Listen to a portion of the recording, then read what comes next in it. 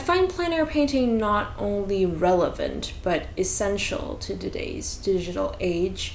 Especially in a big city like Hong Kong, everybody is constantly staring at their smartphones, whether on the train or out walking in the street or couples having dinner at a restaurant. They're always completely oblivious to everything happening around them. So through painting plein air, I would like the public to just pause for a minute and to observe and reconnect with their surroundings and really start building a relationship with the environment around them. Some passerbys just pause to look, others will stay for a few minutes and watch, and some people even start talking to me, asking me questions, and some even take photos. And I really am glad to offer this alternative way of interacting with the environment. So I finish all of my paintings on site from beginning to end. They're quite large paintings, so I will have to return to the same sites again and again, sometimes for several weeks or months.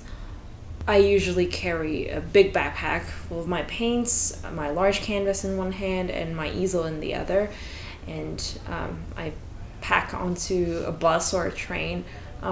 It's always quite an adventure because people seem to be oblivious that wet paint will ruin their clothes. I have to deal with the weather. In Hong Kong, I can paint year-round, but it's really hot in the summer, especially when I was working on my cityscape series and painting on rooftops. It must have been like 35 degrees out there, and I have to wear a very large hat and long sleeves, like loose long sleeves. Otherwise, I would be having heat strokes and having serious skin cancer.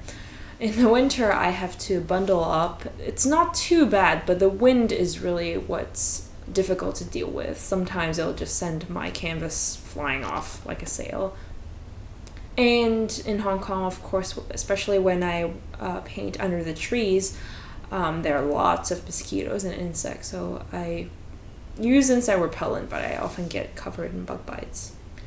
Over the past 3 years, I have been developing my Hong Kong Banyan series and Hong Kong Cityscape series. To me, they are both a representation of the spatial relationship between nature and the city.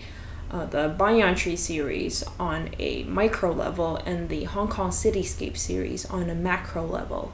My upcoming solo exhibition at PubArt Gallery will feature paintings from my Hong Kong Banyan series. I'm really attracted to the gestural forms of these banyan trees and mountain figs, the way they really remind me of life and cycles. Their roots spread above ground, climb up, then hang down from branches as air roots before they twist and merge with each other to form new trunks.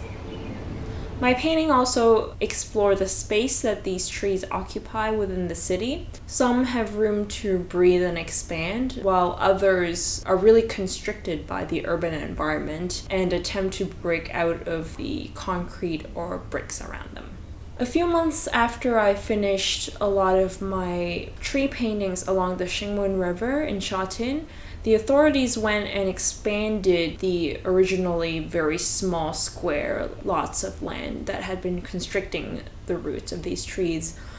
I don't know if my act of painting had anything to do with this, but it certainly drew a lot of attention to the natural environment and the trees around that area.